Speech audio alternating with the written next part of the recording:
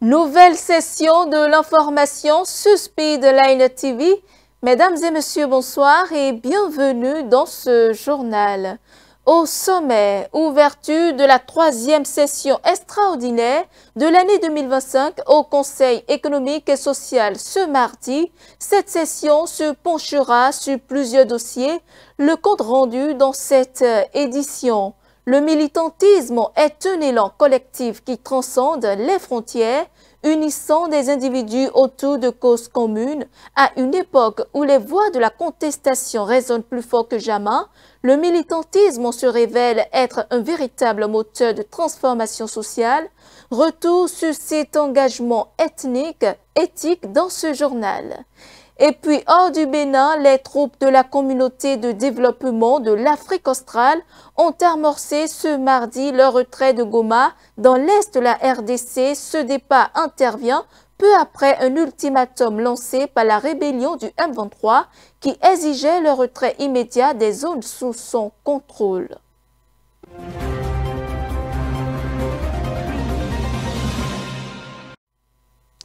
Et nous démarrons par cette actualité. Le Conseil économique et social du Bénin a ouvert sa 3e session extraordinaire de l'année ce mardi. Plusieurs dossiers sont inscrits à l'ordre du jour. Il s'agit notamment de l'adoption du rapport de la tournée de lancement d'activités des conseils économiques départementaux. Romaric Kadossa pour le compte-rendu. Ces assises des membres du Conseil économique et social font suite à celles consacrées pour l'essentiel à l'adoption du règlement intérieur et du règlement financier de l'institution. Près d'une dizaine de dossiers sont à étudier au cours de cette 3e session extraordinaire qui s'ouvre ce mardi. Il s'agit notamment de l'adoption du rapport de la tournée de lancement d'activités des conseils économiques départementaux. Nous nous pencherons également sur les préparatifs d'un atelier de team building pour un CES plus visible, plus impactant et plus performant, et nous mettrons en place les commissions permanentes de notre institution. Ces sujets relèvent, une fois encore, du rôle très crucial de notre institution républicaine, car il s'agira de relever les défis auxquels nos concitoyens sont quotidiennement confrontés. Pour réussir la mission à eux assignée, Conrad Baguidi invite ses pairs à une participation active au travail, et ce, pour mieux faire face aux enjeux sociaux et économiques du pays. Chers collègues, honorables conseillers, vous constatez avec moi que pour une dizaine de jours prévus pour des travaux, notre agenda est bien chargé. Mais avec la dynamique imprimée à notre institution depuis le début de notre mandature et la discipline que nous nous sommes imposée, j'ai la ferme conviction que nous saurons, tous ensemble, relever le défi, car, le dit l'adage, là où il y a une volonté, se trouve un chemin. Et il vaut mieux marcher sans savoir où aller que rester assis sans rien faire. Je reste persuadé qu'au terme de cette session sortiront des résolutions pratiques et opérationnelles qui nous permettront de mieux adresser les défis qui se poseront au Bénin en général et au Conseil économique et social en particulier. Je vous invite à écrire, ou plutôt à réécrire, résolument l'histoire du CES béninois, car, comme le dit un proverbe africain, tant que les lions n'auront pas leurs propres historiens, les histoires de chasse ne peuvent que chanter la gloire du chasseur. C'est donc parti pour une dizaine de jours d'intenses travaux pour l'atteinte des objectifs susmentionnés. Dans un contexte mondial marqué par des inégalités croissantes et des crises environnementales, le militantisme émerge comme une réponse essentielle à ces défis, que ce soit pour défendre les droits de l'homme, promouvoir la justice sociale ou lutter contre les inégalités. Les militants jouent un rôle essentiel dans la sensibilisation et l'action collective. C'est quoi le militantisme? La réponse dans cet élément. S'engager en faveur d'une cause noble au bénéfice d'une couche sociale constitue un sacrifice. Le militantisme est un phénomène social qui incarne la lutte pour des causes variées. Dans les années 1960, aux États-Unis, des figures comme Martin Luther King ont mené des actions militantes contre la ségrégation raciale et pour les droits des Afro-Américains. Être militant est bien plus qu'une simple prise de position. Un militant doit être actif. Je donne un exemple. Je prends l'exemple des syndicats. L'exemple des syndicats parce que eux, ils travaillent avec l'État et ils ont des choses toujours à demander à l'État. Donc, quand tu fais partie du syndicalisme, les syndicalistes sont des premiers militants au Bénin et partout dans le monde d'ailleurs, on dira. Quand votre dévancier, quand elle vous demande, d'accord, de venir sortir et marcher, par exemple, un militant actif doit pouvoir sortir et marcher. Parce que là, on est en train de défendre une cause. Et c'est souvent ce que les militants demandent, c'est quoi? C'est ce qui paraît comme une injustice que les gens, ils essaient quand même de demander. Vous voyez, réparer une injustice, vous voyez, non? Donc, le militantisme doit être proactif en demandant la réparation d'une injustice. Un militant qui ne peut pas, voilà, on t'appelle que, voilà, il y a deux de ces partisans qui sont en train de se bagarrer, qui sont en conflit. Et toi, tu dis, tu es leur leader, tu es leur militant, ils te suivent, tout ça là, tu ne peux pas aller régler leurs problèmes, mais si tu es un militant, tu peux être militant. Et donc, ça veut dire que, avant d'être un militant, il faut aller se faire former. Et pour que les gens te croient, pour que tu essaies de convaincre quand même ton auditoire. Sinon, vous allez voir aujourd'hui, hein, ça se dit un peu partout, la VAR. Quand quelqu'un parle, on dit la VAR. Quand les anciens politiques parlent, on dit la VAR. La VAR. Soyons, même si je suis militant de tel, je n'ai pas de l'argent, je peux être fier. On peut me proposer des millions de francs CFA. Je peux dire non, écoutez, cela ne va pas avec mes convictions. Oui, ma conviction, avec ma vision, mon idéologie. Ce que j'ai dans la tête, restez là-bas avec vos millions de francs CFA. Mais on peut entrer de me chercher ici, mais je vais rester parce que j'ai une conviction. Avec l'avènement des réseaux sociaux, le paysage du militantisme a évolué. Les plateformes numériques permettent aux militants d'amplifier leur message et de mobiliser un grand public. Vous savez, actuellement, tous les militants, d'accord, ont accès à des différents types de plateformes, des réseaux sociaux. Donc, pour lancer des pétitions, par exemple, les pétitions participent à du militantisme sur les réseaux sociaux. Vous voyez, non? Quand vous lancez les pétitions, quand le pouvoir public, quand même, n'accède pas à vos occupations, d'accord, vous lancez des pétitions, je crois que ça participe à ce que nous ayons quand même des résultats quand même à ce que nous défendons. Le militantisme reste un élément vital dans la lutte pour la justice sociale et l'égalité. Que ce soit par le biais des campagnes de sensibilisation, ces acteurs du changement continuent d'inspirer et d'engager des communautés autour des idées essentielles pour un avenir meilleur. Nous prenons la direction du Vatican à présent alors que le silence s'installe. Un moment décisif se profile à l'horizon, le conclave pour l'élection du nouveau pape.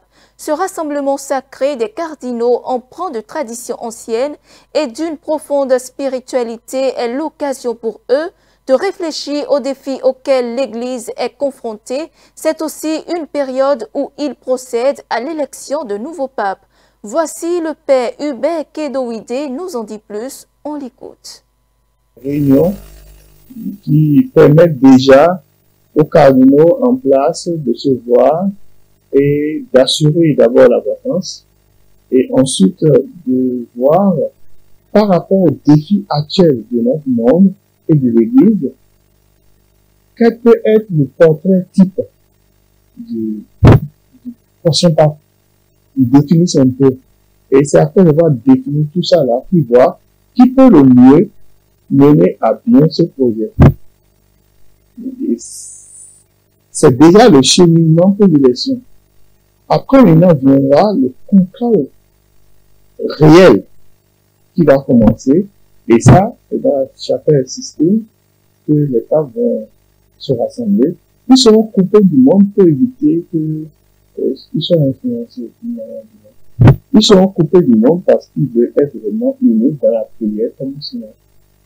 Ils seront coupés du monde, malgré aujourd'hui les nouvelles technologies. On fait tout pour qu'ils soient entre eux et dans la prière. C'est un moment réellement d'intimité avec le Seigneur. Quand on fait le compte, celui qui désigne, là, c'est pas comme une compétition électorale. C'est vraiment, on attend que celui qui va sortir de là, c'est vraiment le fruit de l'Esprit Saint. C'est pour cette raison qu'ils sont coupés du monde. C'est pour la première fois qu'il y a eu un pape américain qui est venu du sud de l'Amérique. Parce que aussi, c'est un continent jeune qui a fait 200 ans d'évangélisation. Donc pendant longtemps, ça a été des Italiens parce que c'était l'évêque de Rome. Et petit à petit, jusqu'à aujourd'hui encore, le pape est avant tout l'évêque de Rome. Et en tant qu'évêque de Rome, il est l'évêque de l'Église entière. Donc, pendant longtemps, c'était les Italiens et après les Européens, parce que c'est les premières générations de peuple de Dieu, de chrétiens qui ont construit l'Église. Il y a eu dans l'histoire des papes africains, mais ça fait quand même longtemps. Ce ne sont pas les critères essentiels, puisque on n'est ni esclave, ni homme libre, ni juif, ni béninois, ni togolais. D'ailleurs, le pape François a fait 12 années sans jamais mettre pied dans son pays. Et pourtant, il est venu comme un cardinal au conclave. Il n'a pas préparé autre mesure son départ de son pays, Argentine. Mais il est élu pape et pendant 12 années, il n'a jamais mis pied dans son pays. Ça veut dire qu'une fois que tu es pape, tu n'as plus de nationalité. Je souhaite que nous soyons en prière pour que nous ayons un bon pape. On a trouvé des papes qui ont focalisé leur mission sur tel aspect de l'Église et de l'humanité. Nous souhaitons vivement que le pape, le nouveau, il sera élu très bientôt, d'ici 2 semaines, 3 semaines. Ça dépend toujours. Le conclave peut durer des semaines, comme ça peut durer à peine une journée. Je sais que le dernier pape, je ne sais pas si c'est le 4e jour, c'est un peu court, parfois c'est 2 jours, parfois c'est plusieurs jours, ça fait plusieurs semaines, ça dépend. Que nous ayons vite un pape, et c'est grâce à la prière de l'ensemble du peuple de Dieu que cela peut aller aussi. Place à présent à l'actualité internationale. Les ministres des Affaires étrangères du Burkina Faso, du Mali et du Niger ont réaffirmé ce lundi à Rabat le plein soutien au projet marocain visant à offrir un accès à l'océan Atlantique aux pays enclavés du Sahel. Cette initiative annoncée par le roi Mohamed VI en 2023 suscite l'intérêt croissant des 3 États sahéliens, membres de l'Alliance des États du Sahel. Le reportage. Le Mali, le Burkina Faso et le Niger ont approuvé l'initiative du Maroc visant à leur donner accès à l'océan Atlantique. La décision a été communiquée à la suite d'une réunion tenue à Rabat ce lundi entre le roi marocain Mohamed VI et les ministres des Affaires étrangères des 3 pays. Lancé en décembre 2023, ce projet ambitionne de relier ces États enclavés aux ports marocains afin de faciliter leur accès au commerce maritime international. Les chefs de la diplomatie de ces États du Sahel ont réaffirmé leur soutien et leur engagement à accélérer sa mise en œuvre alors que leurs pays font face aux restrictions commerciales imposées par la CEDEAO depuis leur retrait de l'organisation régionale. Le Mali, le Burkina Faso et le Niger ont également créé l'année dernière l'Alliance des États du Sahel, un pacte de défense mutuelle. Cette réunion intervient à un moment où les tensions entre l'Algérie, rivale du Maroc, et les États du Sahel prennent de plus en plus de l'ampleur. En République démocratique du Congo, les troupes de la SADC ont entamé leur retrait de Goma, marquant la fin de leur mission militaire dans le pays en face au M23. Ce retrait négocié avec les rebelles reflète un échec stratégique après plusieurs pertes humaines. Kinshasa, confrontée à une insécurité persistante, espère relancer les négociations. Le reportage. En République démocratique du Congo, les troupes de la SADC, la communauté de développement de l'Afrique australe, ont entamé leur retrait de Goma dans l'est du pays. Cette mission militaire lancée en décembre 2023 pour contenir l'avancée du groupe rebelle M23 s'achève plus tôt que prévu. Le retrait facilité par le Rwanda dans le cadre d'un accord négocié avec les rebelles s'effectue par la frontière rwandaise et devrait se poursuivre jusqu'à fin juin. Environ 1300 soldats venus d'Afrique du Sud, du Malawi et de Tanzanie composaient cette force régionale. Le mandat de la mission a été levé lors d'un sommet de la SADC en mars après plusieurs échecs militaires dont la perte stratégique de Goma et Bukavu. Critiquée pour son inefficacité, la SAMI DRC a vu ses troupes immobilisées et lourdement touchées, notamment l'Afrique du Sud avec 14 soldats tués. Le président congolais Félix Tshisekedi, tout en saluant l'engagement de la SADC, se tourne désormais vers la diplomatie avec l'appui de l'Angola pour relancer les pourparlers de paix. Des dizaines de milliers de Soudanais chassés de chez eux par le conflit reviennent dans leur pays. Ils ont entrepris ce voyage dévasté et toujours en proie à une guerre qui dure depuis 2 ans. Près de 13 millions de personnes ont fui le foyer, dont 4 millions ont afflué vers les pays voisins suivants. Les réfugiés soudanais commencent à regagner leur pays. La guerre fait toujours rage dans certaines régions du Soudan, mais ces familles profitent des récentes percées de l'armée régulière à Khartoum pour retrouver leur domicile. Depuis le Caire, en Égypte, c'est un afflux de passagers à la gare routière. Au début, il y avait un manque de voyageurs, mais maintenant nous sommes confrontés à des difficultés parce que la plupart des gens veulent revenir par cette voie officielle, car c'est mieux que la façon dont ils sont rentrés en Égypte auparavant. Selon le HCR, quelques 1,5 million de Soudanais ont fui vers l'Égypte pendant la guerre. Sur le chemin du retour, on s'accroche à l'espoir. Nous espérons que la guerre prendra fin, que la paix et la sécurité regagneront le Soudan. Nous demandons à Dieu d'accorder la victoire à l'armée soudanaise. Des centaines de Soudanais prennent chaque jour 2 ou 3 bus pour le sud de l'Égypte, première étape du voyage de retour.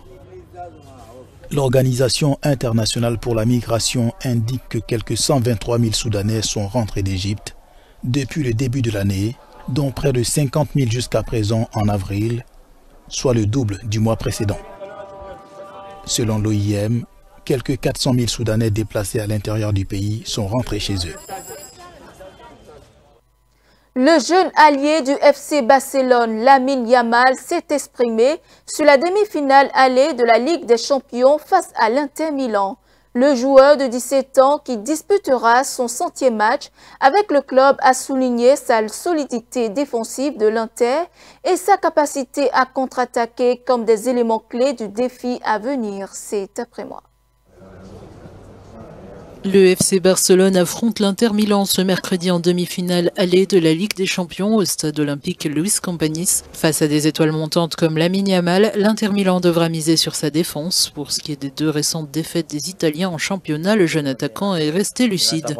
Je pense que ces défaites n'ont rien à voir avec leurs compétences. Ils jouent les demi-finales de la Ligue des Champions. Ce n'est pas la même chose que de jouer un match de championnat. Ils jouent pour passer en finale. Je pense qu'ils feront de leur mieux, tout comme nous. Ce sera un match très difficile. Auteur d'une grande saison, Lamine Yamal devrait atteindre la barre des 100 matchs avec le FC Barcelone à l'occasion de cette demi-finale allée. Le jeune joueur, âgé de seulement 17 ans, est revenu sur les comparaisons faites entre lui et Lionel Messi. Je ne me compare à personne, et encore moins à Lionel Messi. Je vous laisse le soin de le faire, vous les médias. Quant à nous, nous ne pensons qu'à être les meilleurs joueurs chaque jour. Ce genre de comparaison n'a donc pas de sens, et encore moins avec Messi. J'essaie de profiter sur le terrain, d'être moi-même et de suivre mon propre chemin. Évidemment, je l'admire, c'est le meilleur joueur de l'histoire, mais je ne me compare pas à lui. N'ayant encaissé qu'un seul but lors de la phase de groupe, l'Inter Milan dispose d'une défense quasi imperméable face à des joueurs comme Lamine Yamal et Rafinha. Le vainqueur de cette rencontre affrontera Arsenal ou le PSG en finale à Munich le 31 mai. Voilà qui met un terme autour de l'actualité au Bénin et au-delà des frontières. Merci de nous avoir suivis. Suivez-nous en continu sur speedlinetv.bg/live et sur nos différents canaux digitaux Facebook et YouTube.